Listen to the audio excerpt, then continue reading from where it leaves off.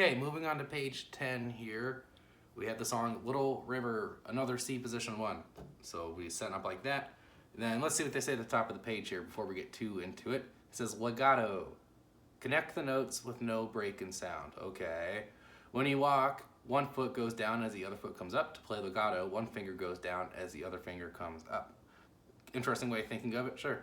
Then we have on the closed lid, we could walk back and forth and do some of these exercises. All right, so what they're getting at is we have two different kind of touches when it comes to piano. So we have something that's legato, da, and all the notes are connected. And then we have staccato, which will be coming up soon, where all the notes are like shorter and disconnected, dot, dot, dot, dot, dot.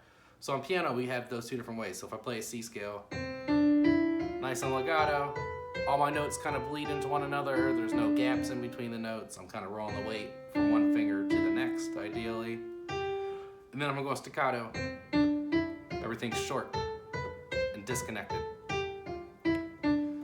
So, that's my C. So sometimes we'll call this a slur mark. This is also called a phrase mark, this kind of curve here that we're seeing in our music.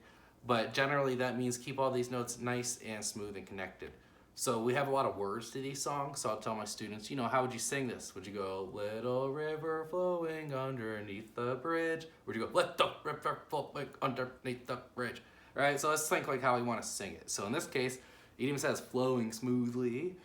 We want to keep everything nice and smooth and connected. This is like, play the line, sing the line. So however you want to think of it, it's like we're singing with our hands. So I'm gonna go ahead and play this.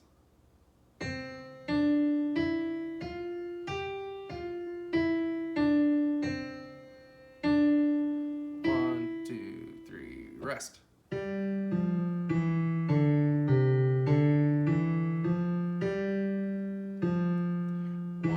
2, 3, rest. And we're done. Pretty easy one there. You might notice I had one hand up and took it away and all that. Usually it's a pretty good idea for people to just kind of stay in whatever position they're in here, just so there's not any confusion and we're not trying to always find where our hands go again. So just try to park it there if you can.